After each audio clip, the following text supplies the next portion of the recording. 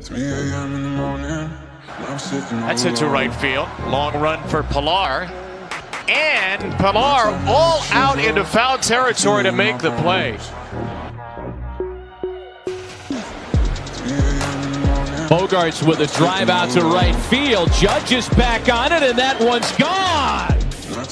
Against all odds. Here's a high fly ball driven deep to right. Verdugo back to the pen.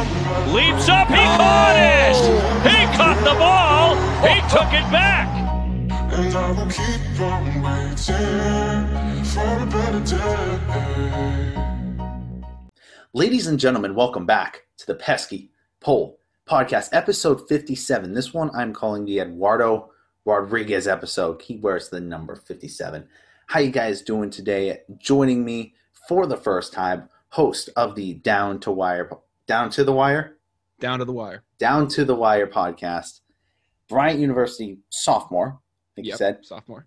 Brian, I'll never be able to pronounce your last name. It's actually much easier than you think, man. It's actually just Brian Costa. Yeah. Okay. It's Ukrainian. It makes no sense. Everyone has butchered it. You're not the first. You won't be the last. Okay, good. So I feel less bad. Introduce yourself to the people. Yeah. So again, for anyone who didn't hear, my name is Brian Costa. I'm a Bryant University sophomore. I'm a communications major, and I am the host of the Down to the Wire podcast here with some of my fellow friends, Carter Adams and Tyler Tucker. We talk everything sports, but I'm also a really big Red Sox fan. Don't get the biggest, a lot of chances to talk about it on our show. It's more just kind of breaking news moments. We did talk about the Andrew Benintendi trade when that broke. But in terms of the nitty gritty, we kind of, focus in kind of more on the big kind of stories. So I am glad to talk with you about the Red Sox. I'm a huge Sox fan. Now, I've been kind of disappointed with their offseason moves as of late, but I'm excited for baseball to return. We'll get into that later because I want to see what you mean by that. Okay. I don't know. I haven't been too upset with all the Red Sox news, but this has been less week because for episode 56, I didn't really cover that much Red Sox or MLB news, but it's just been a slow week in general, so we don't have a ton for you guys this week. But make sure for YouTube you hit that like, subscribe, and notification bell for me. We are at, I believe, 28 subscribers now. YouTube ain't really the place that I get the most traffic, but I get to sit here and listen to the premiere with you guys. Spotify and iTunes gang, though, I never forget about you guys. Hopefully you guys are having a great Sunday, the Lord's Day. I hope you guys are having an amazing day, even if you are watching this afterwards. Make sure you hit that follow button so you can see every time I go live, Wednesdays and Sundays. With that being said, before we start, you got anything to say to the people? Well, Rob, I'm gonna also say, you're at 28 subscribers. I mean, at least with me now, you're gonna now have 29. So for anyone who isn't subscribed, go subscribe to this guy's channel, blow him up. Great podcast right here. Deserves all the clout. Hey, and you and me, we were talking about this before we hit the record button. Yeah, we both started up our podcast at about the same time. We've been grinding, and I don't know. We met both through Adam, which we both, and the people here, my real fans know Adam is not the sharpest knife in the drawer. We'll call it. He's an interesting fellow. One of my all-time friends. Gotta love Adam, man. I had to live with him. All right, I have stories not appropriate for this podcast. Oh, I can say the exact same. So let's get right into the news. So first, we got blessed. We'll talk about spring training in a little bit, but we got blessed as Red Sox fans because soon, what's the governor's name? I'm from Tennessee. I don't know. Charlie Baker. Charlie Baker. And you're not even from Massachusetts. You're from Rhode Island. No, I'm from Massachusetts, dude. I go to college in Smithfield, Rhode Island, but it's only like a 25-minute drive. I live in Sutton, Mass. So big CMass guy. Gotta love it. Charlie Baker, finally doing something I'm really happy with. He's opening up the state. Gotta love it, dude. Opening up the state a little bit more. And we'll talk about those restrictions, everything in a minute. But we finally get to go see baseball, and I've been telling the fans, thank God, I am going to a game. Adam and I were looking at like the third game of the season. We're gonna watch the Red Sox hopefully go and smack the Orioles. Oh yeah, I mean, hopefully they'll be able to at least do something in that game. I think that the Orioles as an organization, I think he got a good bet. Mm-hmm. I'll say that. But we did say the same thing last year, though. Very you remember true. what happened the first series of the year last year? No, remind me. So first game we win 13-1, and it was great. It was a beautiful game. Oh yeah, Nathan. And then we dropped the next 2 or 3. Yep. Of course we do, because of course we do. That's the way last year's Red Sox season worked. But we finally get, I believe it's at 25% capacity. So not I think it's either 25 or 12. Yeah, 12% capacity. So with let me just look up Fenway capacity. Because I believe it's 37,000. Yeah, so we'll be able to have about 4,000 fans, somewhere around there. Man, and 4,000 Boston fans, the home field advantage that brings is a lot more than a Miami Marlins 4,000 fans. I'll just say that 4,000 Boston fans. We're rowdy. We're gonna get loud. We're gonna hopefully be cheering on the Sox. And I know this is your first time on the podcast, but there's a rule here: we only make fun of the Orioles. Okay. All right. It used to be the Marlins, but they had a great season last year. So now we refrain from the hate on the Marlins. But yes. Man, I got a D Gordon jersey hanging over there, a D Gordon Marlins jersey. Gotta respect the Marlins this year. They came out and they just they showed out. I mean, I'm disappointed that they weren't able to continue the tradition of every time they make the playoffs they win the World Series. But that would have been amazing. That would have been one of the funniest stories of all time. Just the fact that whenever they make it, they win. And not only that, do you remember where they were in the preseason power rankings? No, I remember kind of seeing like their playoff odds, but I don't remember it exactly. They were in 28th. Jesus. And yet they ended up being a top 10 team or top 8, somewhere around there. I mean, they made it in, expanded playoffs or not, they made it into the playoffs. So gotta give credit where credit's due. Yeah, that team, I love that team, honestly. That team was crazy. Yeah, guys like Sixto Sanchez, other guys on that team, it really just came through in the clutch. It was pretty fun to see. No, exactly. I can't wait. I can't wait to see what that team does. But are you just a Red Sox fan? Or are you big into basketball, football? Have you ever been to a Patriots or a Celtics game? Yeah, I've been to I've been to all 4 major Boston sports. The last one that I went to was a Bruins game. But like the last of the 4 I went to was a Bruins game in 2019. I went there for game 2 of Bruins Blue Jackets. It was the triple overtime thriller where the Bruins unfortunately lost, but we were in these awesome box seats, and it was just awesome to see. But I've been to a couple Patriots preseason games, to a bunch of Red Sox games. I've seen. I don't know if you remember this. Do you remember the game where Austin Jackson made the diving catch for the Cleveland Indians, dove into the bullpen? Dude, I was at that game. That was one of the craziest things I've ever seen. And I'm a Red Sox fan through and through. I stood up and I just showed my respect to it. Credit where credit's due. One of the greatest catches. It was the catch of the year, so I had to show my respect for it. Yes. That was one of the craziest games I've ever been at. Another crazy game I went to was in 2019. It was with my friends. With my friends John Warren, and Patrick Edwards. For my birthday in January, my mom got me Red Sox tickets, and I remember we show up at the train station, and John goes, "Hey guys, I'm not feeling too hot," and we step back and he just throws up in the parking lot before we get on the tee. And we were like, dude, are we gonna have to drive you home? And he's like, no, man, I'm good. We end up getting on the train. He somehow survives that. We go to Boston Beer Works, and he's like, I'll have some nachos. I'm just like, dude, is that gonna be good for your stomach? And he goes, I hope so. And dude, so then we get into the stadium and we're walking up to our seats, and it said we're in like section 90 or whatnot. I think like row 90 or something like that. And we're walking up to our seats and we look over. And believe it or not, I'm just like, oh my God, that is Jared Carrabba's, dude. And we're just like, he's sitting in our row, like in the same row as us. And I'm just going, you got to be kidding me. This is freaking crazy. And I tapped my friend Pat on the shoulder, who was a pretty big Section 10 fan, and he goes, oh my God, that is Jared Carrabba's. So we go up there, and we literally sit down next to him. We're trying to play it cool for a little bit, and then we ask him, and he's just like, oh, what's up, guys? And he was filming a vlog for the Spikes Up tour. Really cool. And we were just like, we were having a total fan moment over it. We got pictures with him. It was everything like that.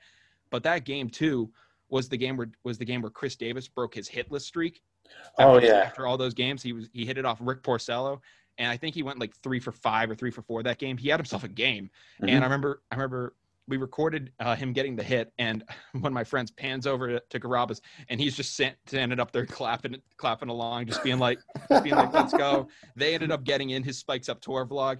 It was one of the funnier things I've seen. That was amazing. It was an awesome fan moment. I still can't believe that happened. We got on his Instagram story. It was really fun. Bro, I wish I could have. So I have 2 stories of me going to Red Sox games. So these are both in the fall of 2019, right? Like towards the back half of the season. One, I went to a game with Adam.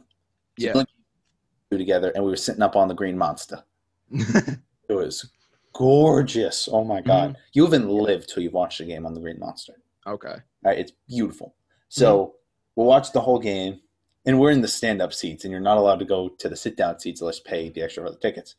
We may or may not have snuck down to the sit-down seats and pray no one around us snitched, and fortunately we got lucky. Yeah. So it goes to the bottom of the 9th, and the Red Sox are down 2-1. Only run that we've scored was a Mookie home run off the pesky pole. Nice. Which is sad. So Chavis is on first. JD's up. JD hits a ball that's like 20 feet away from us. Hits off the top of the monster, goes down. Chavis is trying to score. The left fielder for the Twins, I'll never remember his name. Janitor throw on the money, out, game over. I lost it.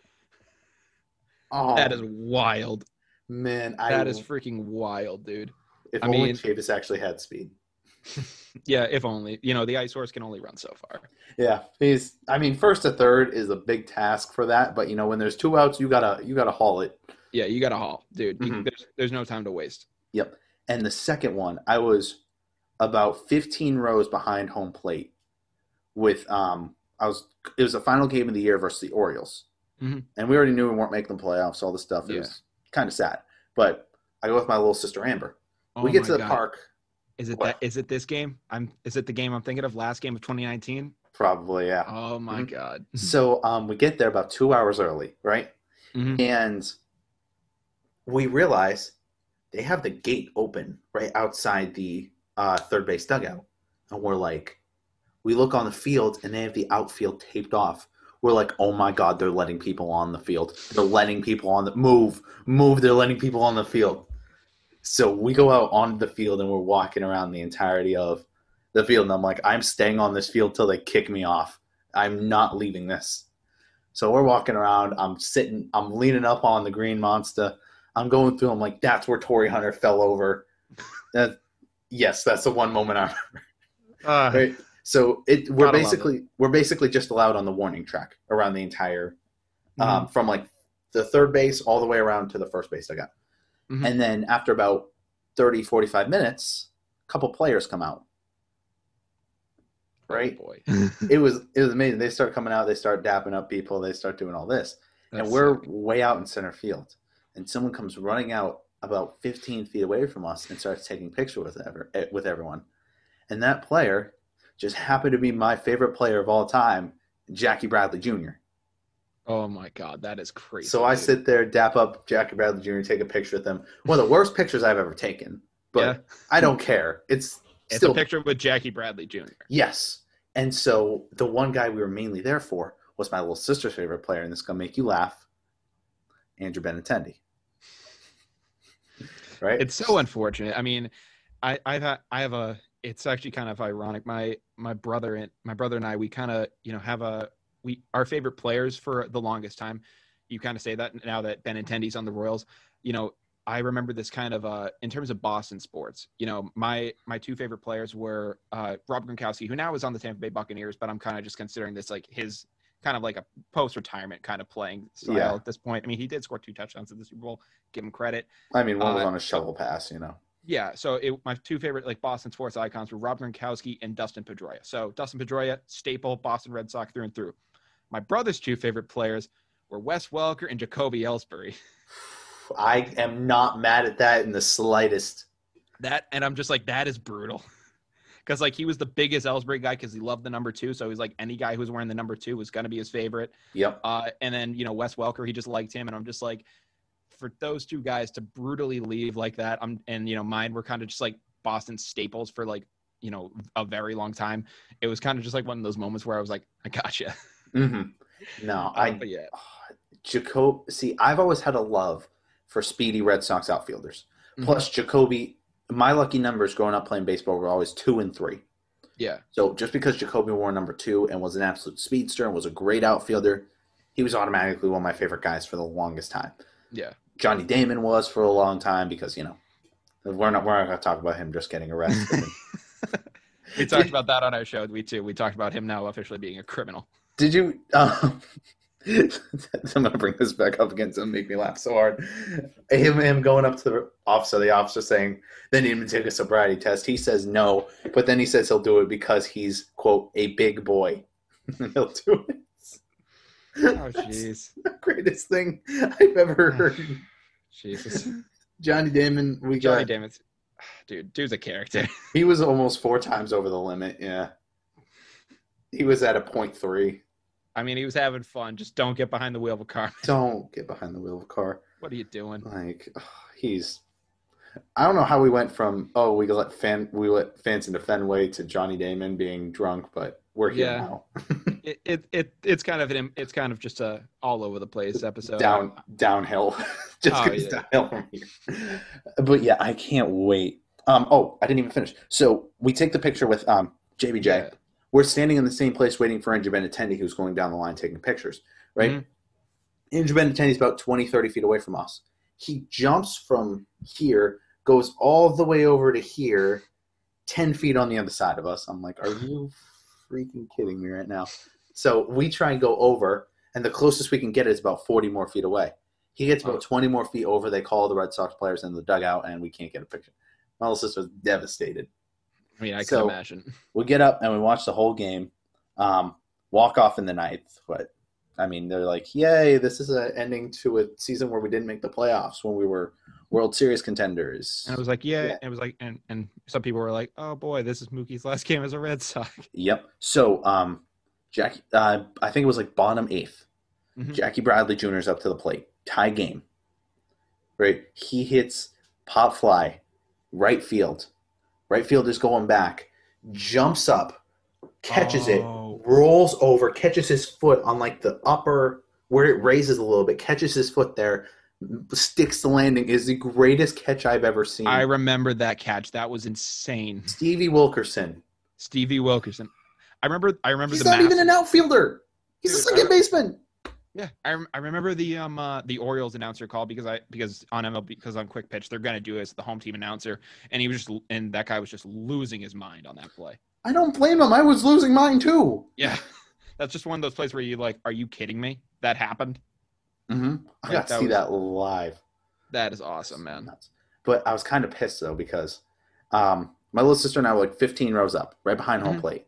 Yeah.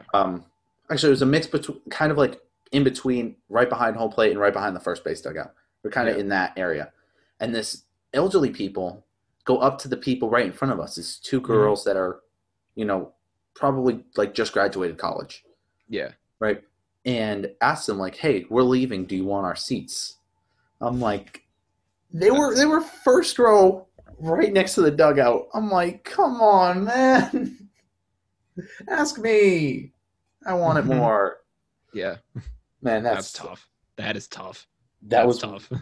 I didn't even care. That was one of my most fun days at the ballpark ever. Oh, yeah. I can't wait to have more of those memories. Yeah. At Fenway. Mm-hmm. And I'm so glad that we were able to have sports. And plus, at least some semblance of life is returning. But yeah. Mm-hmm. And plus the Red Sox, right? Or not the Red Sox. The Celtics have kind of, sucked. We can really use some fans over. Yeah, I think they could use a little extra motivation. Frankly. No, let me say one Celtic story that I have. Then we'll move on to the next topic. Go for it, man. You're good. I'll give you one too. But yeah. So Celtics preseason in fall of 2019. I'm dating this girl, and so my present for her on our 1-year anniversary is for us to go to Celtics game, right? And it's a preseason game. between the Celtics and the Hornets. Mm-hmm. Right? Terry Rozier's game back in the Garden. So we go there, and I get these amazing seats. I'm 3 rows behind the Celtic bench. Yeah. It was nuts. I'm right on the court. Beautiful. That's so that was also the first time the NBA world has seen the man, the myth, the legend, Taco Fall. Taco Fall. So Taco Fall, right? You'll remind me to send you the video after. You'll see Taco Fall get off the bench. The camera is on this side. Taco's here. And I'm like here, losing my mind behind him in the video, just going nuts. That's awesome, man. That is awesome. I saw it after on ESPN. I'm like, wait, that's me. Just losing your mind. Just losing my mind. That is awesome. It was amazing. Man, dude, I also have a story that involves Taco Fall. So it was in literally I think it was February 1st, 2020. So, you know, almost kind of like just about over a month before the league shut down. It was Celtics 76ers. And we go so obviously it already sounds like a great game. We get in our seats, and we ended and me and my buddy Carter, the other kid on the Down to the Wire podcast with me, and we're sitting down watching the game, and all of a sudden a lady next to us is just wearing a face mask, and we're just like, what is she doing? And mind you, this was the first day coronavirus was detected in Boston, so we were kind of already a little on edge, just being like, oh, like, let's just keep our hands off some things here. And we look over, and there's a lady wearing like a mask, and we're just like, should we move? and you know, we didn't end up moving, and that was just kind of the beginning of the end for us. And that was just like when we realized that, oh boy, life is about to get real. No. And but the other thing about that story though was that the Celtics actually ended up kind of blowing out the 76ers, which was awesome to see. But meanwhile, there were some 76ers fans sitting right in front of us, losing their goddamn minds, just screaming at them, just being like, what are you doing? What do you think you're doing? And, you know, they end up sending Taco in, and the place goes nuts per usual. And, you know, and we're just, I actually purchased a Taco Fall shirt, and it's like the Taco Bell logo, but it says Taco Fall. Yep. And I purchased one right at the beginning gate stuff for like only like $10. I was like, sweet. And we're standing up there, and one of the Philly fans is just like, this guy sucks. And I'm just going, yo, Taco's the GOAT. He's the GOAT. And he's just like, he's no GOAT. I'm like, dude, I'm joking. Chill out. There's certain players in the league that you cannot say a bad word about, right? Those guys include, you know, Dirk Nowitzki, Vince Carter. Who else am I'm forgetting? Derrick Rose. Dwayne Wade. Taco Fall. Yeah. Boban Marjanovic. Taco Fall's just in there.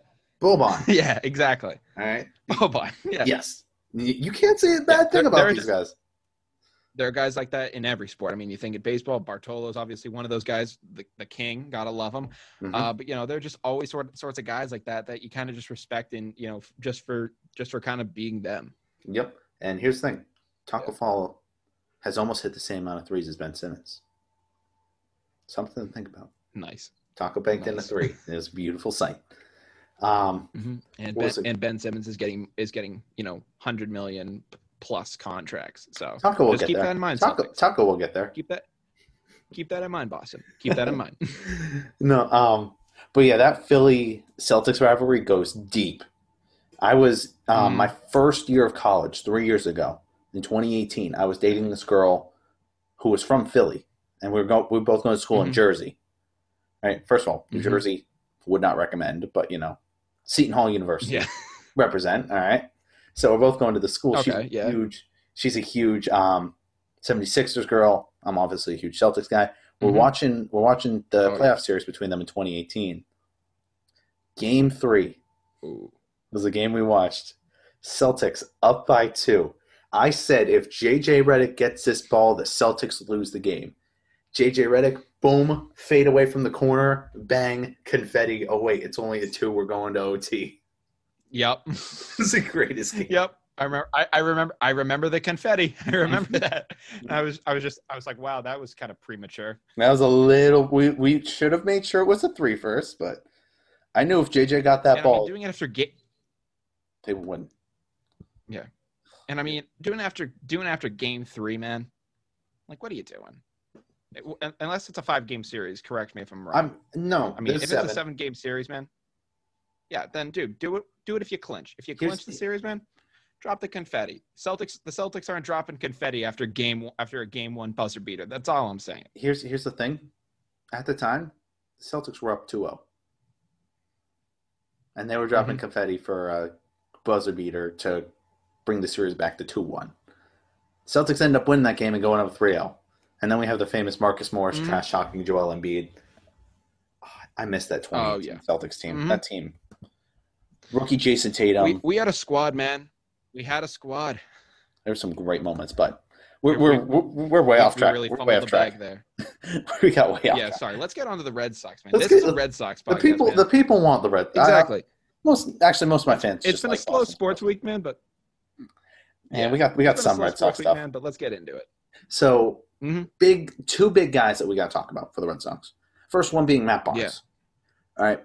Last year of his contract, questionable on his role. So I need to ask you 2 questions. 1, do we see Matt Barnes as the closer of this team? 2, do we see him on this team after this year? I mean, here's the thing. If he becomes the closer, then I don't think so, because if he has success in that role, then the closers demand a much higher salary than any other relieving pitcher, and I don't think Heim is going to pony up that money. I don't think that's going to happen. If he struggles, then Heim might kind of throw like a life raft his way and say, oh, why don't you come back? Why don't we give you a second chance? But unless you're an Andrew Miller type where you can kind of work those big innings and you deserve a type of contract like that, Andrew Miller, or like a Nathan Eovaldi type who saved us in Game 3 of the World Series, even though we lost that game, saved our bullpen and probably won us that series. I mean, if unless you're that type of a guy, middle relievers aren't really getting that much money, and closers are going to get a bigger paycheck. So if he becomes the closer, he's not going back. In general, he's had some good moments. He's had some bad. But if he succeeds in that role, he's not back. That's all I can say about Matt Barnes. I'm going to say, first of all, he should not get the closer role, mainly because he's proven to us that he is one of the worst closers in clutch situations. I would say just above Aroldis Chapman. Chapman's just proven over the past couple of years he can't close out big games. He's still got the fastball. It's declining, but it even kind of dates back to 2016 with the Cubs when he was gassed at that point. It was the Cubs. Okay, yeah, yes. It was the Cubs. And I was trying to think. I was like, wait, no, but the Cubs won. But I was like, oh no, Rajay Davis was on the Indians, and I was just doing some backtracking. He went to he went to the Cubs, and then said, no, what? Let me try that Yankees thing again. Yeah, he's like, I'll give it another shot. I'll give it one last try. It just the consistency hasn't been there from a guy like Barnes, and if they do give it to him, I mean, in your opinion though, who should get the closer role? Should it kind of just be a rotating kind of thing, or Ottavino? Is there a set guy? Ottavino. Like Ottavino Has to be. There's no other way to put it. Listen, he's proven that he can be that guy. Obviously, he didn't get that chance in the later years in New York because of two guys, Chapman and Zach Britton. But Ottavino has proven that he can be a great setup man and a good closer. Yeah, and I think the thing with them kind of putting Ottavino in that kind of a late to mid reliever role is that, unfortunately, with that, you think of John Lester always wanting a clean inning when he came into a game. So in those kind of late to mid reliever roles, you're getting a lot of quote unquote dirty innings where you're gonna have runners on base. You can't really get into your straight up windup and kind of work off your kind of a thing. I think if you can have Adam Ottavino come into just like focus solely on the ninth inning, maybe a couple 4-out, 5-out saves here, then I think he could have more success. But his ERA was kind of high last year, so it is something to look at. But if he is the Adam Ottavino of old, 100% closer. I agree with you. And here's the thing, though. 2020 was just bad for everybody, especially pitchers, because pitchers didn't have spring training to get themselves warmed up. We kind of had just for the Red Sox, we had 2 games against the Blue Jays, and then we said, okay, we're good to go. Let's go. Right? Yeah. Everybody you struggled look at it last in general, year.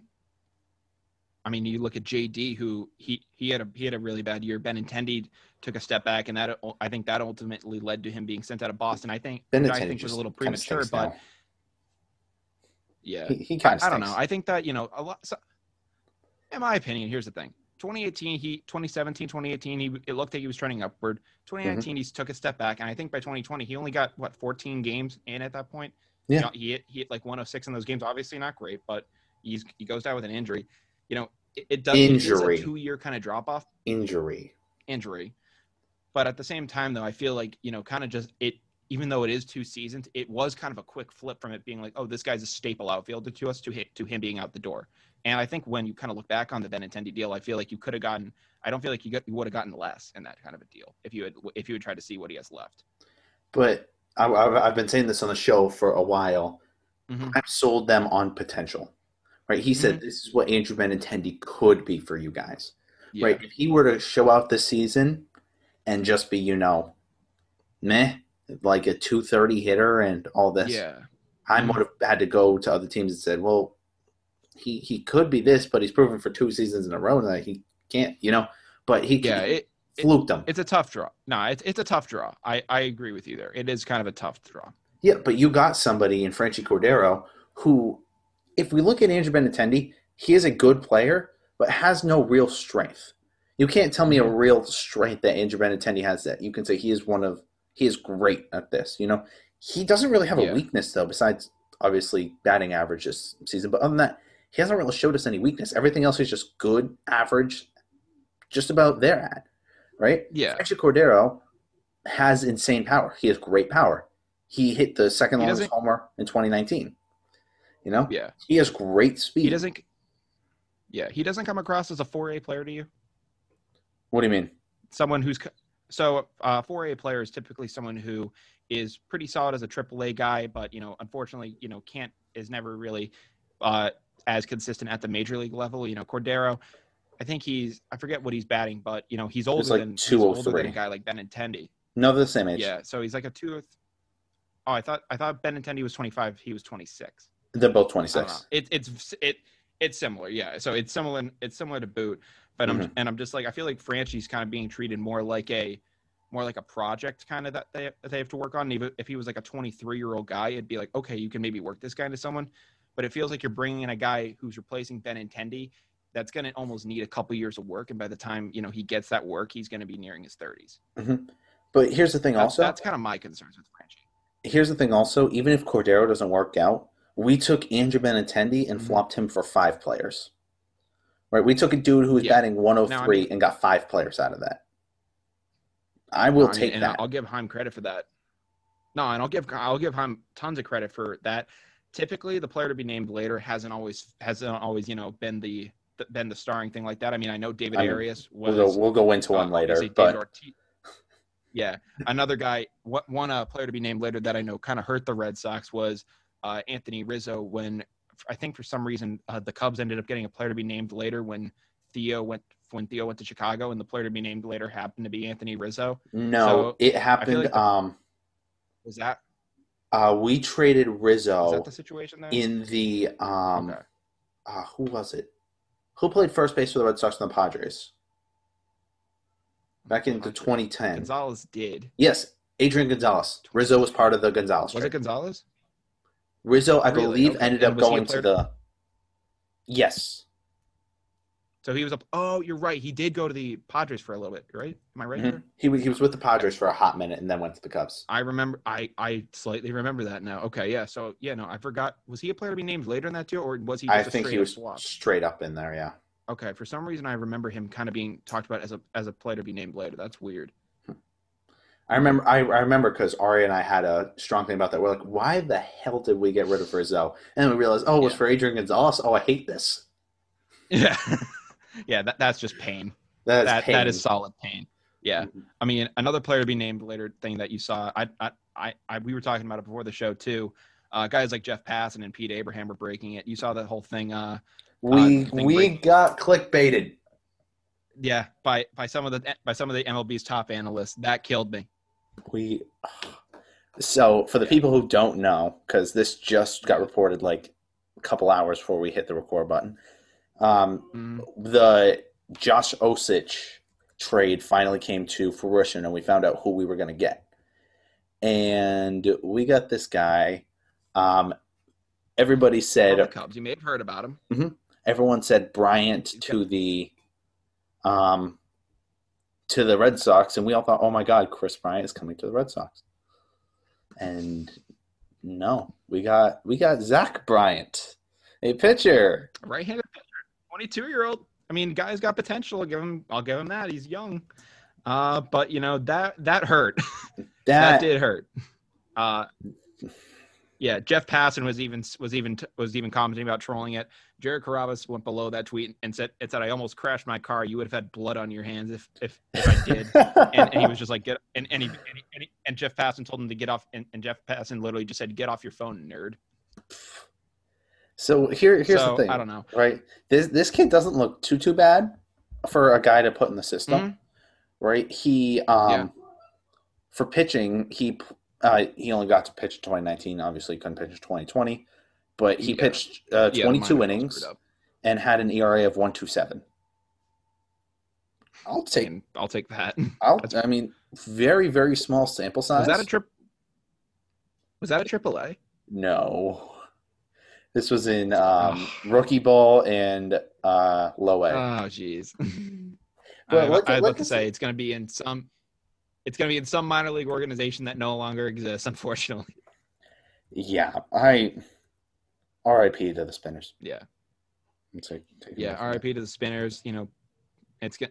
We should take a moment of silence. Oh. But there were a lot of things that another guy that is young and coming to the system too that we didn't actually mention in the Benintendi trade was Josh Winkowski.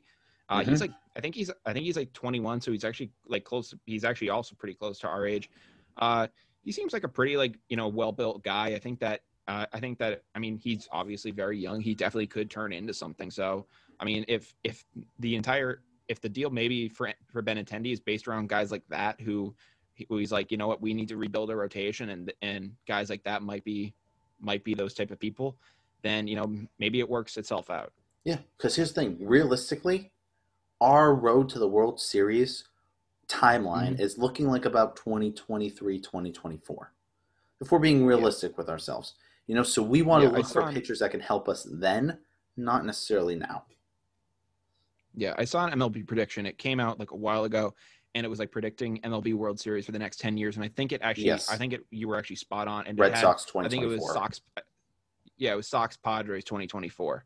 Now, I didn't like the result that they predicted. No, they predicted Red Sox were winning it. They predicted Sox winning. Oh, did they? I thought they. Yes. I thought they predicted Padres. Oh, then I'm happy with that result. Let's go. I mean, because here's the thing. One of my hot takes is the Phillies will win the World Series within the next 2 years. And because you and I know the Dombrowski effect. All right, they're gonna go all in on everybody. I mean, they just signed JT Realmuto back to a huge deal. Right? They're gonna bring in. I'm surprised they didn't bring in Lindor, but they're gonna try and bring in. That would have been. Mm-hmm. They're gonna bring in everybody. And Philly fans will look up and just be like, oh, where'd our farm system go? Exactly. It'll be like, yeah, Dombrowski came in and he made it disappear. Mm-hmm. That's the Dombrowski effect. And then in 2 years, you're out of the playoffs. Bryce Harper is traded. Everyone else is traded, and you suck for a good 3 to 4 years after you fire him. Mm-hmm. Ask the Tigers. Ask the Red Sox. It's a formula that it'll guarantee winning in the short term. Mm-hmm. I mean, if you're trying to get the chip, which in this league, which in any league is what guys are going for. The Phillies, it's been over I think 13 years now since they've gotten one. If they want that chip, then go out. Then go all in for it. Get a guy who's gonna go all in. Yes, and here's the thing though. Getting back to Zach Bryant, I will say this. I will do my best for the fans to try and get him on the show. I'd actually love to talk to him. Just be like, how do you feel about being the clickbaited person? Instead of us thinking we are Chris Bryant. Yeah, I feel like that's got to be a pretty interesting conversation for him to be like, I'm sorry, I kind of disappointed some people here, but I'm here to show out. Mm-hmm. And I love talking with minor league guys like that, So oh yeah. I already found him on Instagram. I'll send him a message. Just be like, "Was good." Yeah. How we doing? So another guy we got to talk about is Christian Vasquez. Right? Mm-hmm. This is a guy that I'm not going to lie, I've called to be traded multiple times this offseason. Okay.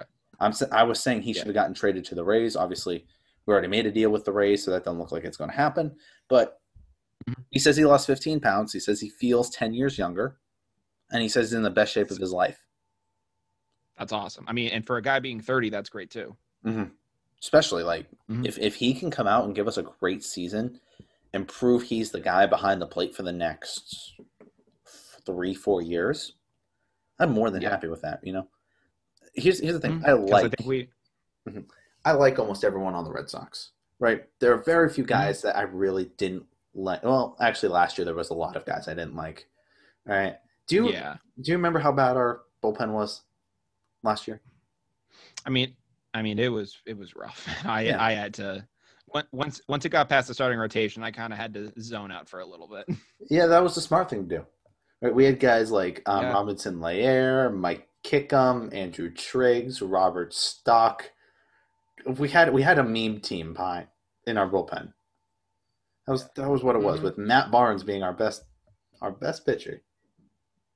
He was our saving grace. That's so bad to say. I hate that I have to say 2020.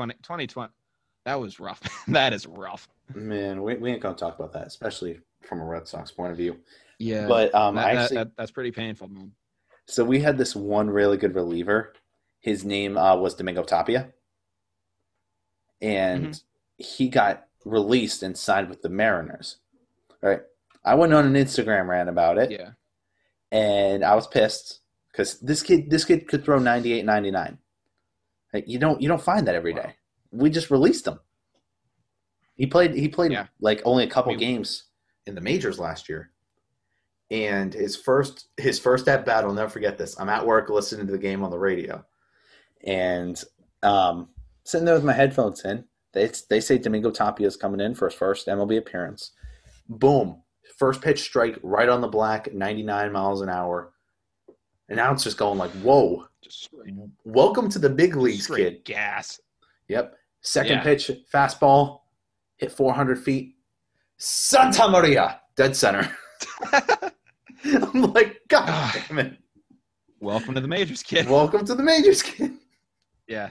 I mean, he was like 27, but, still. I would have liked to have him, but I said in the post, I'm like, if I see Robert Stock on this team next year and not Domingo Tapia, I'm going to be pissed. Someone in my comments, of course, had to tag Robert Stock, and he came on and commented, I guess we'll see. Yeah, he got released. Yeah. Yep. So he ended up... That didn't work out too well. Yeah, guess where he went though. Where? Out of all the major league teams, right? Not named the Dodgers. What team loves to pick up? Is he a Yankee? No. What team loves to pick up the Red Sox scrap? Like all the stuff we throw in the dumpster. This team says, you know what? I'll take that. Prime examples. You took John Lester. You took the Dodgers out, man. John Lackey. Oh, he's a Cubby. He's a Cubby. Oh my God, I can't believe it. Mm-hmm. It only makes sense, man. It only He's makes taking sense. up the Red Sox scraps. John Lester, Craig Kimbrell, just Josh the Osich. list goes on and on. Josh Osich. They released because they said, you know what, we traded for this. Imagine this kid that we got turns out to be something.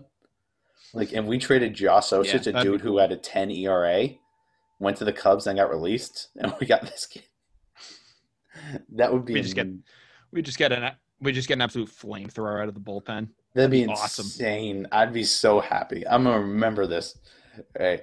But with Vasquez, I can only hope Heim's playing 4D chess. Me too. I can only hope Heim's playing 4D chess. Yeah. Mm-hmm. Mm-hmm. With Vasquez, I really, really want him to be our guy. He's a good catcher. He's a great defensive catcher. Oh yeah. We just need a little more of the bat. If he can get the bat, this team is going to be a top 5 offensive team. With him being behind the plate, we're going to be at least a decent defensive team. If he can just get back to that point of old, we'll be great. Yeah, I mean, I remember when Vasquez came up, and literally, I remember all the Nesson guys saying he has been compared to Yadier Molina, and I was like, are you kidding me?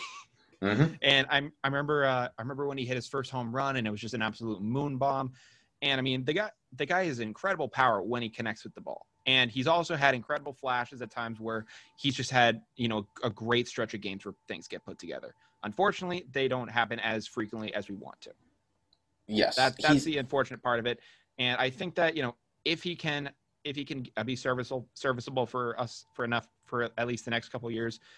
We did get another guy too, I think, from the Rays, Ronaldo Hernandez. He's a pretty young catching prospect we got from him.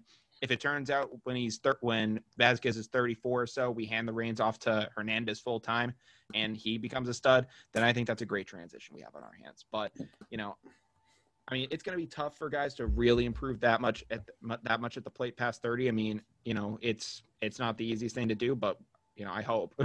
Man, I mean, yeah, we got to remember he's 30. So if he doesn't have a great season, it's not really his fault because of age and regression and all that. But then we do have to look at really moving on to the next thing. Whether that's, Kevin Plawecki doing his thing back there for a year or two while Hernandez goes up through the ranks, or we go out and we get into the filler guy. We'll find something. Who the other dude, Connor Wong? Who did we acquire him for? Who did we acquire him for? Remember that really generational talent guy we had that kind of won an MVP for us? Oh, yeah, that guy. Wow, remember that guy? I missed that guy. Wow, he was pretty cool. Yeah, what was his name again? He did that right field thing. I forget, man. I really have no clue about. I drank away the pain.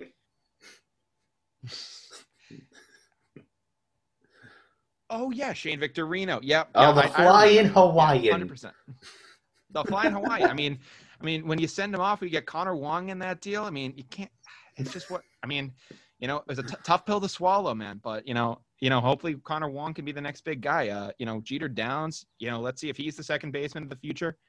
A lot of interesting things. From that right fielder trade that we made. Yeah, he was a good right fielder. Yeah. Some might call him a generational talent. He was solid. Yeah, he was serviceable. He deserved a max contract, but the Red Sox didn't want to pay him. What are you gonna do? No, they'd rather pay Robert Stock. We don't talk about Robert Stock. You know who they should have paid? This man right here, Kevin Pillar. Beautiful man. Mm-hmm. Yes, I have his baseball card sleeved and on my desk. Don't question it. He's a staple of this. I'm not, man. He's a staple of this podcast. Beautiful man. Because gotta respect it. No, there's a funny story behind that. Because I told you before we started recording, we had Brendan Salucci on episode 4. Around that time is when everything got shut down for an indefinite amount of time. So once Ari and I hit episode 5, we're like, well, we got nothing to talk about. What are we gonna do? So I'm like, well, let's milk this out. Let's take 8 or 9 episodes, and let's just do ranking the top 20 at each position. Oh, wow. And he's like, yeah, sure, we'll do that. We did outfield first, and his 13th best outfielder was Kevin Pillar, who was supposed to be a bench guy. I'm like, you have the Red Sox 4th best outfielder as the 13th best outfielder in the league. He's like, yeah. Man came out of a time machine from 2015. My man's ended up batting 280 with us, then went to Colorado and batted 300 in Colorado. Yeah, man. That would have been something cool to see. Yeah. Who did we even get? Who did we even get for him? I mean, did we even get anything really good for him? I'm trying to remember who we got. I don't think that ever got announced. Yeah, because I know we did trade him at one point, and I mean, he was doing really well for us, and I mean, maybe Heim did see some sort of regression in him, but I mean, I don't know. Mm-hmm. Sending pitcher prospect Jacob Wallace, the Cubs' 3rd round pick in 2019, and one of Colorado's top 20 prospects to Boston? Now how are you feeling about that trade? I love Kevin Pillar. That's what I'm saying. But that is a good – I am not complaining in the slightest about getting a top 20 prospect kid named Jacob Wallace and a 3rd-round pick. Not bad. Not too shabby. Oh wait, no, I'm sorry. It wasn't those 3. They was all just talk about Jacob Wallace. I'm sorry. He was the 3rd-round pick of the Cubs, and he is a top 20 prospect. Let me look that guy up because I never actually went and looked. This just got all settled about 2 weeks ago too. So it's not like I'm too behind. But let me look up who this is. Jacob Wallace. He plays for. He's 3rd-round pick. Was drafted in 2019. In his 1 year, once again another guy with a small sample size, but with a 1.29 ERA in low A ball. So. And a potential future guest of the Pesky Pull podcast. You're getting this now. Yeah, dude, it's all about the networking, man. It's all about the networking. Jacob Wallace and Zach Bryant are basically the same guy. Okay, wow. I mean, both ended up getting 1.2 ERAs in low A ball, and both are pitchers that now play on the Red Sox that have been announced within the last 2 weeks. I like it. Okay. One of them better pan out. If Heim's building the Tampa Bay Rays, hopefully we can inherit some of the luck that they had on the pitching side. I mean, I'm really hoping so. That's one thing. That's when I was so glad that even through the really terrible season that we had, I was sitting here and I'm just like, well, we got one of the guys who constructed one of the best pitching rotations out of absolutely nothing. I'm more than confident to see where he'll take us down this road. Yeah, I mean, listen, I've had a lot of criticisms of Chaim Bloom, and you can say they're warranted or not. You can say I'm a fair weather fan. I'm just personally, I think it's me voicing my personal concern of just saying, if you're trying to get all these guys, hearing about like the success that these guys are having, it's like, wow, that's actually pretty good. When you get into like the metrics of like spin rate and all this stuff, you'll lose me. So it's like when you can say that when you can say they have a 1.2 ERA, and it's like, yeah, they're actually doing really well at this level. They're high picks. You're getting quality guys. Then it's like, okay, you have something there. Well, one was a 3rd-round pick and one was a 15th-round pick. But I mean, they're putting up numbers, so that's all that freaking matters. So I mean, if they're putting up the numbers, and their numbers I can understand as a normal baseball fan, then I'll take that. That's something to look at. The moves like a guy like a Franchi Cordero, which I do have my concerns about, and other guys like that. It does kind of concern me because I'm just like, okay, are these just going to be platoon guys, or was there going to be someone we could have paid on the market? But if we're picking up guys that other GMs would be like, okay, this is actually a good pickup, then that's what I'm happy with. I just want to make sure that Chaim has a direction that he's going in. And from what he said on the Section 10 podcast with Jared Carrabis and that crew, he seems like he's really trying to build a good team, and he understands all the scrutiny coming his way. Johnny Miller, one of the all-time, Red Sox reporters questioned him at spring training and basically said, the morale around this team hasn't been this low since 1965. Your thoughts? And kind of just threw that grenade in his lap. And he kind of had to basically dismantle that whole thing. And, on the Section 10 podcast, he said, listen, I know people are going to question me until I win a World Series. I know what I need to do. So I know the pressure's on me. And he's like, I'm hoping I can thrive in it. I respect the guy. I mean, trusting the process sometimes does take a little bit of time, but if it means getting a solid championship roster, then I'll be content with it. No, I can't. I can't wait to see what they have. Like I said, I'm not expecting the world. We're Boston fans. Yeah, Boston fans that sit back to perfection, and I'm sitting here like I don't. Oh yeah, I really don't. I just want us to have just. If we can have a winning season this year, that's a great first step. That's what I'll be happy. Yeah. If we get a winning season, I'll be happy. Then next year, I'd expect us to make probably the second round of the playoffs. And if we do that, I'll be happy. And then the next year in 2023, I'll expect us to be contenders. Right? You have to build yourself a realistic timeline. And that right now is like I agree. Timeline for us. I agree with you 100%.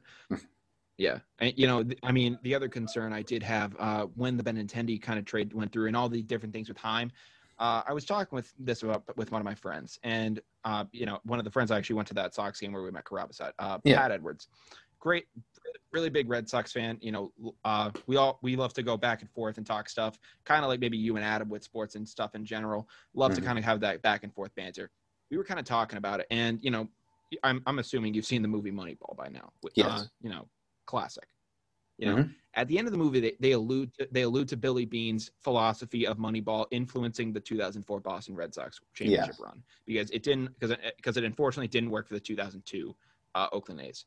Now, while the Red Sox did employ some of those tactics, they kind of throw out the whole thing of like, oh yeah, we paid $80 million for Manny Ramirez. We shelled out a bunch of money and made a big trade for a guy like Kurt Schilling, and we did a bunch of other moves that kind of impacted the team like that.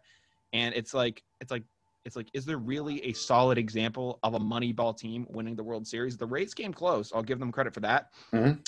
But even a team like the Kansas City Royals, who did win the World Series in 2015, they even had to go out and acquire a guy like Johnny Cueto. They had to, they eventually did have to say, okay, we have to make a big boy move here. We have to go out and we have to, really spend for a star if we want to make this push. Yes. So, I'm wondering, is the whole idea of Moneyball working? And, maybe when Heim, and I'm hoping that maybe when Heim has a team, has like a core around him that he believes in, he can go, okay, now we're going to go pick this guy up off the market. I know in 2021, guys like Scherzer, and there's going to be a lot of pitchers, older pitchers, some young that are going to be available as of next year. And I'm wondering if maybe Heim says, okay, we have a core around us now. I believe in this core. Let's go get some guys. Yeah, I'm in agreement with that. I personally think that I'd probably wait till 2022. Yeah. Like the 2022 offseason, I think we'll make our great push. We'll probably get like a trade as big as Sale. Take two of our better prospects, ship them out for, a stud pitcher. And have a rotation of Sale, Erod, whoever that pitcher is, and have a big three pitching core. I like it. I'd be more than okay with that. And I think we're like two pitchers away from and who was I on with? I was on with somebody a couple weeks ago, and I was talking about how much this team looks like our 04 team. It's just we're a Kurt Schilling away from it.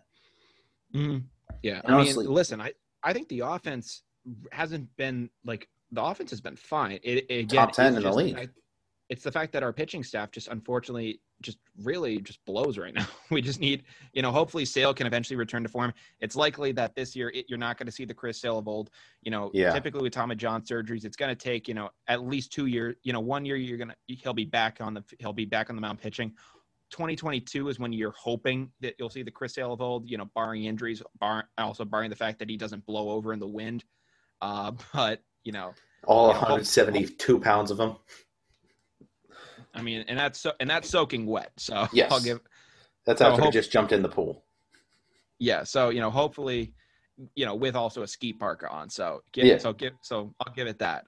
But, if he can come back and he can be the guy of old, and, you can add some guys to that rotation and really kind of build up that core, then yeah, you could have a championship roster on your hand. I completely agree with that. Really quick before we get off, there's one more thing. With spring training starting up tomorrow, we have a ton of we have a lot of confusion. So the two managers of each side will come together at the start of the game and decipher how long they want the games to be, right? A game cannot be, throughout the first week, a game cannot be less than 7 innings, and then after that they can be as little as 5 innings. But each inning does not have to be 3 outs. An inning can end if the defensive manager decides it wants to end. And that can only happen after, I believe it's been 3 batters, or if the pitcher has thrown 20 pitches.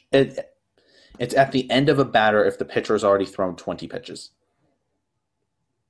Rob, I think just hearing that news might have given me brain damage. Trying to say that I lost 3 IQ points. Yeah, it's ridiculous, man. I mean, are we just doing the high school varsity JV scrimmage here? It's like, this is so Mickey Mouse at this point. It's ridiculous. Like, it's Little League.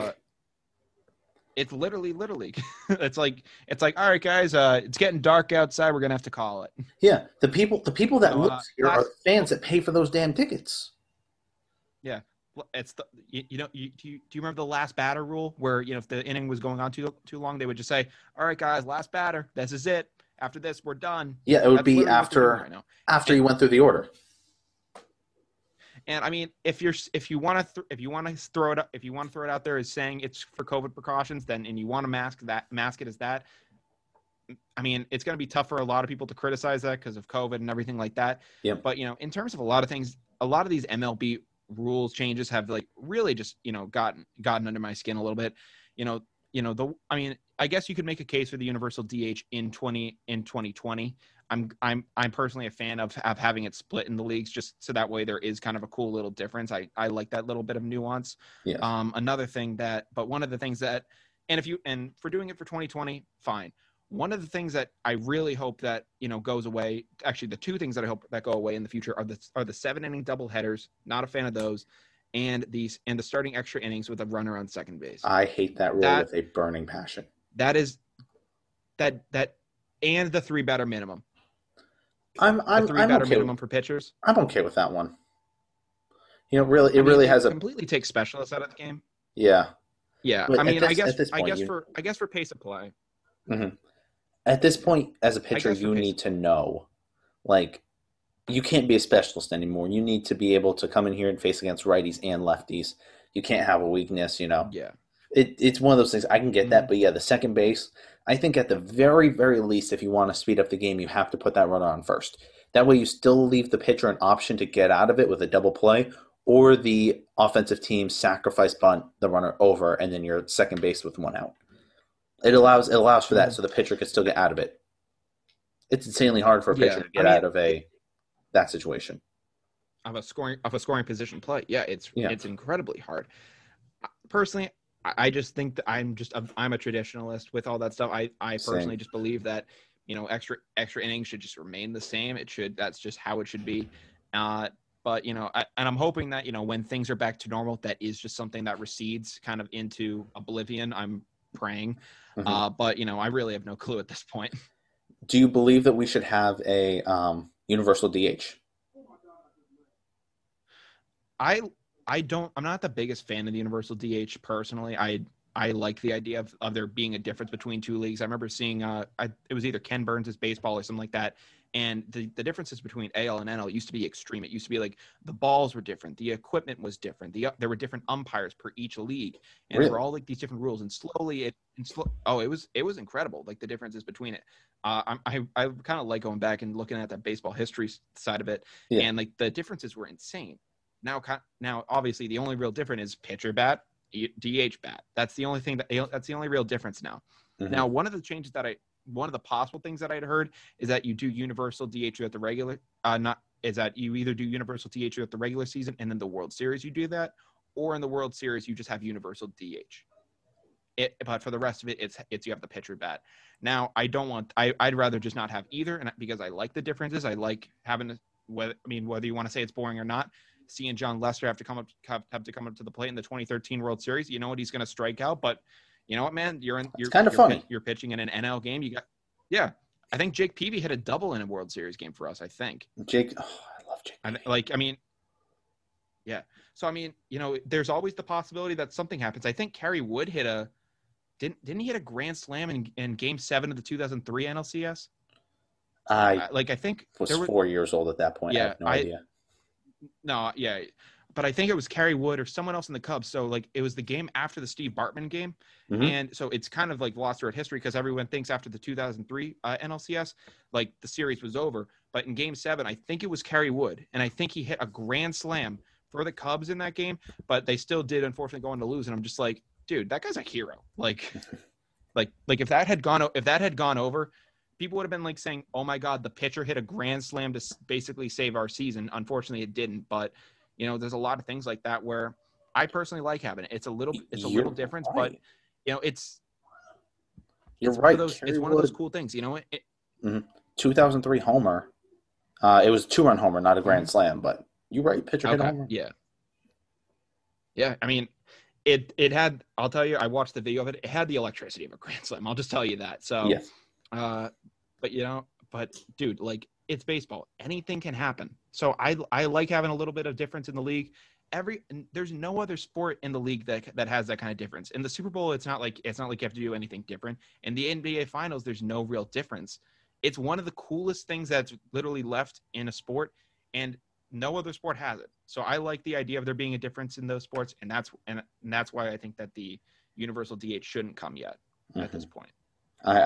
I can agree with that. I'm one that really likes the idea of the universal DH, just because I do like, a little bit more, pitchers. Oh, I mean, aren't paid to hit the ball; they're paid to pitch the ball. I get both sides of the argument. I wouldn't be too upset if it swung either way. Oh yeah.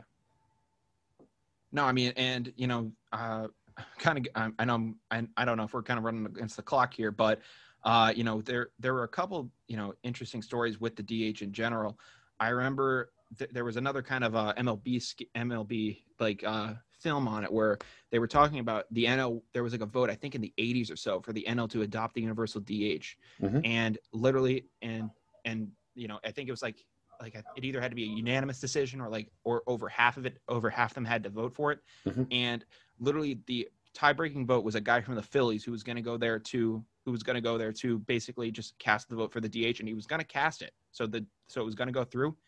He forgot to go that day because he thought it was going to go through, and he went fishing instead.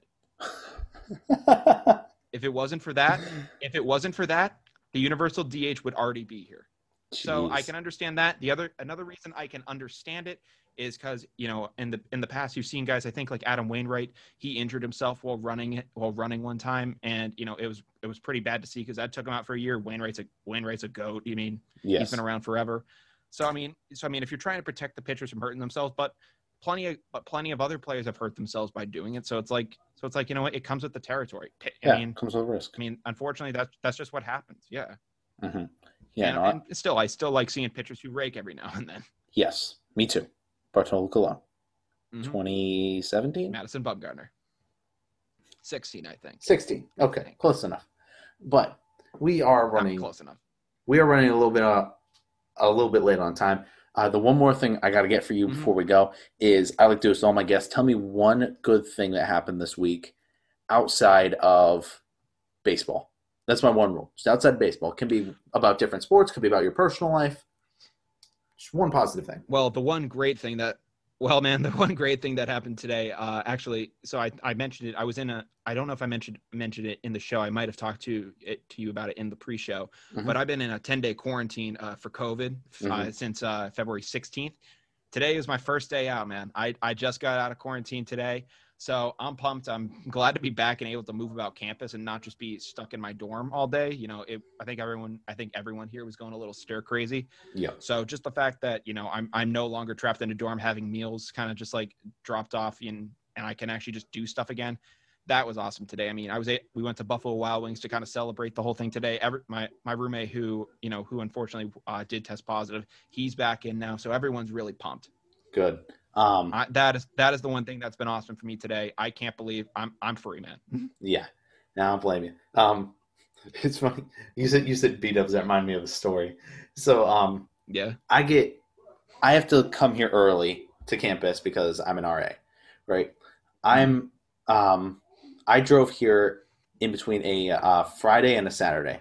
So Friday I stay up all day for online RA training, drive all throughout the night, 15 and a half hours to drive 1,000 miles from Tennessee to Massachusetts. I got here at about 10 o'clock in the morning, continued to do the CA training from 10 a.m. to about 4 p.m. And I was planning on going to meeting Adam at Buffalo Wild Wings. We were going to watch the Bucks Saints game. Okay. And on my way there, I'm just driving along some back roads through some residential areas. Boom, a deer pops out, breaks my headlight completely, dents my car. And that's brutal. It was terrible. And I need to sit there and just watch that deer slowly die. Oh, that was horrible. Tough, man. All right. That is tough. Actually, another an Adam beat-up story that I just remembered at the last moment. There's a lot of Adam beat-up stories, but I remember we were doing a fantasy football draft, and and he shows up there, and we all kind of had like, I think like iPhone 10s or something at this point, or at least all our iPhones were working.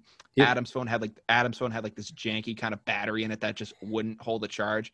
And he was saying to us, like, he was basically saying to us, like, guys, I have to have my phone turned off or else I'm not gonna be able to do the draft. And literally, like, someone sends him a text and his phone turns on and it dies. And he's like, oh no, like it went from 100 to 0 like that.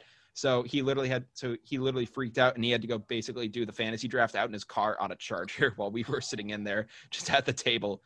And once it concluded, he came in and all our food was there. Oh, geez. So we ordered him some stuff. We texted him, hey, what do you want? And we ordered it for him. But I remember just him being like, I guess I got to go to my car. Mm-hmm. It was just sad. Yeah, that night ended with us all hanging out in Adam's basement watching the game, and then Adam going shirtless and shotgunning a beer. Makes sense.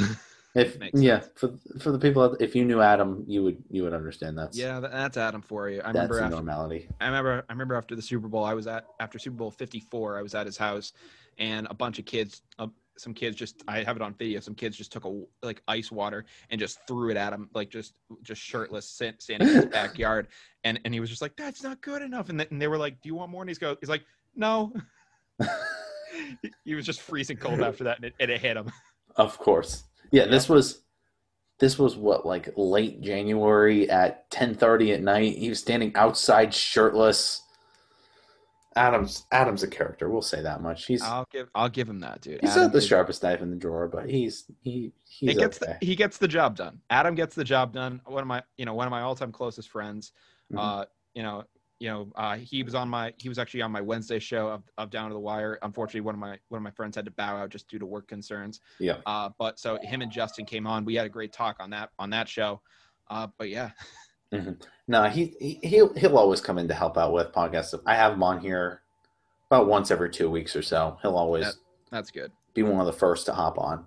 But with that being said, before we go, you got anything else to say to the people? Yeah, if you guys want to, I was glad I could come on and talk the Sox and other things with you today, man. If you guys want to follow, if you guys want to follow Down to the Wire, you can find us on Spotify, YouTube, and Facebook.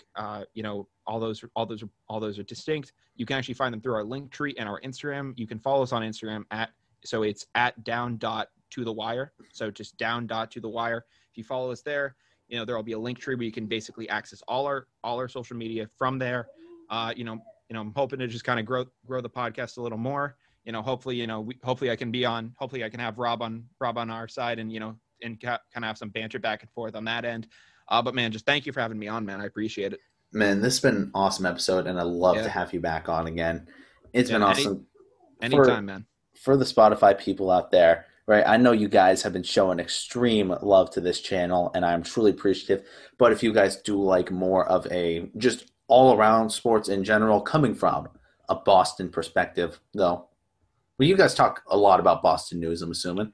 If anything big Boston happens, we're talking it. So, but we're going to be talking some national stuff, some national sports stuff too. If there's any big pop culture moments that kind of pop up, we talked about Bobby Shmurda getting released from prison. We talked about the unfortunate end of Daft Punk on our show. Mm-hmm. We talk, any big kind of cultural moments that happen. We'd like to talk about that stuff too, but mainly we kind of focus around sports. If there's really any kind of big thing that happens in Boston, though, we're covering it because that's what we love. We are big Boston sports fans, except Tyler. He's a Vikings fan for some reason. Can't understand it, but we're all big Boston sports guys. Even Tyler a little bit, just for that one weird reason. But we all love to kind of talk that stuff. Mm-hmm. I do respect it though because it's Kirk Cousins. You gotta love Kirk Cousins. Good QB. Solid quarterback. Yes. But with that being said to the fans, once again, as is every week, thank you guys so much for listening to all of my episodes. Tune in on Wednesday for the next episode where hopefully, probably not, but maybe we'll have either Zach Bryant or Jacob Wallace on the show. Maybe. Well, maybe. Little teaser. I'll try my best, but thank you guys so much for watching. God bless you guys. Roll that outro music. I'll see you guys next time.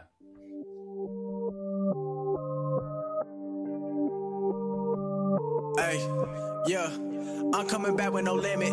ready to finish the business. Counting it down by the minute, I kill it, I feel like a menace. I'm ready for anything, I want it, I get it, I gotta win. I ain't cocky, I'm confident, built it up, I can't fall again. Tell the world that I'm proud of me.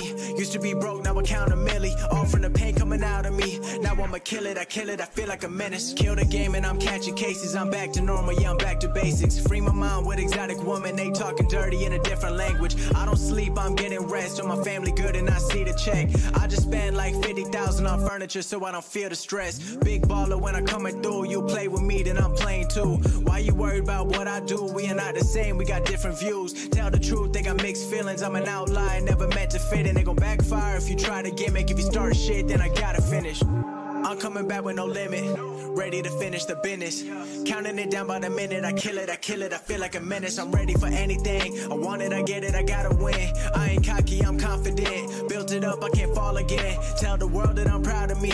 Used to be broke, now I count a milli. All from the pain coming out of me. Now I'ma kill it, I feel like a menace. Out in Mexico, barely sober, bigger team with a bigger motive. They ain't rapping, they just a poser. You a model for Fashion Nova. I be coming through every time with a better flow and a better motor. Stepping up when they calling me and it's out the park like Sammy Sosa. Fuck with me and I hold it down. Big foreign when I come around. I ain't playing with you little boys, I'm better off getting money now. Keep the business all personal, dissect the beat like surgical. They talking shit on the internet but want a picture in a terminal. I'm coming back with no limit, ready to finish the business. Counting it down by the minute, I kill it, I feel like a menace. I'm ready for anything, I want it, I get it, I gotta win. I ain't cocky, I'm confident, built it up, I can't fall again. Tell the world that I'm proud of me. Used to be broke, now I count a milli. All from the pain coming out of me. Now I'ma kill it, I feel like a menace.